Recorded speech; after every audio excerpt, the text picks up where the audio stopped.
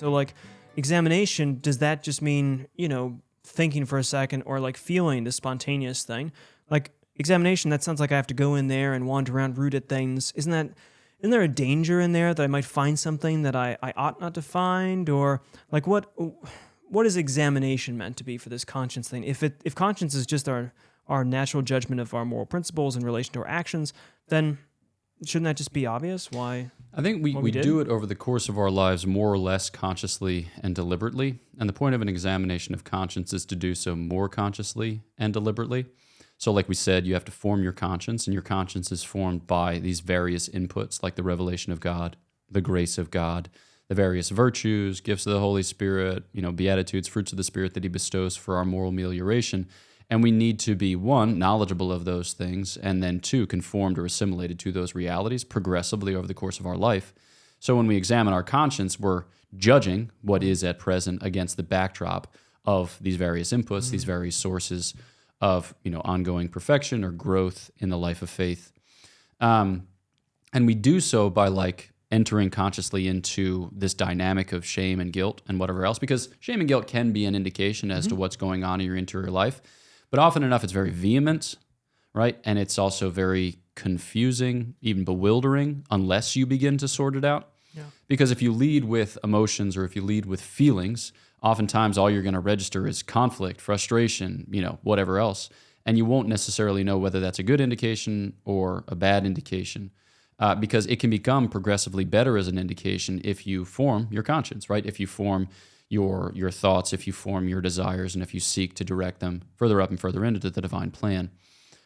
So I think that's why, we'll talk about the various kind of lists against which you can make judgments as to your own life, but shame and guilt aren't the best. I mean, like emotion as manifest in shame and guilt sometimes, which has a more kind of rich spiritual resonance, but still it's not always the best indication unless you've been disciplining that shame and guilt, unless you've been educating it in the life of faith. Yeah, and this is again attentive to that shame and guilt, which is a response to the formation that you have of your conscience. But you might actually feel guilty about something that you ought not to feel guilty about, depending on our society. So if the society has gone bonkers on a particular issue, then you might feel like I'm supposed to feel guilty, or I feel guilty about doing X, when actually it'd be totally fine for you to do X. It's not a problem or something. So this is why also societal stuff all kind of comes together here with conscience and the formation of the moral character.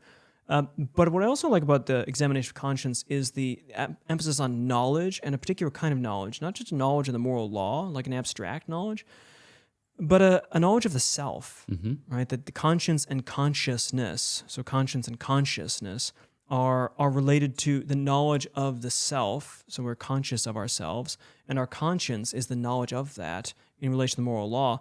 And that's where truth comes in. I mean, the knowledge of myself in terms of like what atoms I'm made of and what I've eaten and kind of descriptive historical comments are one thing. But I think what we care about ourselves is our moral, normative status. Like, am I a good person? Am I doing well? Am I disposed to act in a virtuous manner? Have I comported myself well? Am I ready to not be a coward or something? And conscience, the examination of conscience, allows us to go inside and to actually know something about ourselves, which is not an external, it's not unrelated to, external things. I examine my conscience and it seems like I'm fine even though I keep stealing things. But so it has relations, but it's really realizing your own dispositions and your own history, like knowing honestly as yourself, hey, what did I do there? Like, what was that really about? And so often we're so good at deceiving ourselves.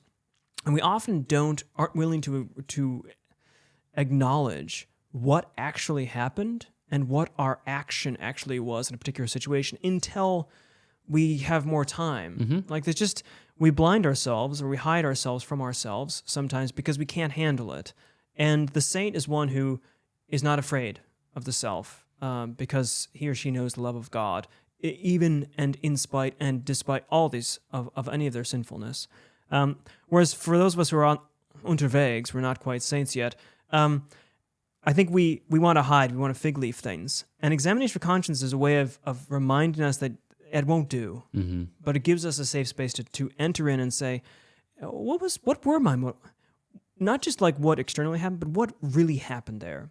because the intentions of an act shape the act itself. It's a character of it. So it makes a difference between whether it was, some offhand comment or some act of in malice. And I might not initially know what that is, but the examination gets deep. Who I actually am and what I did. I like that internal knowledge aspect to the examination.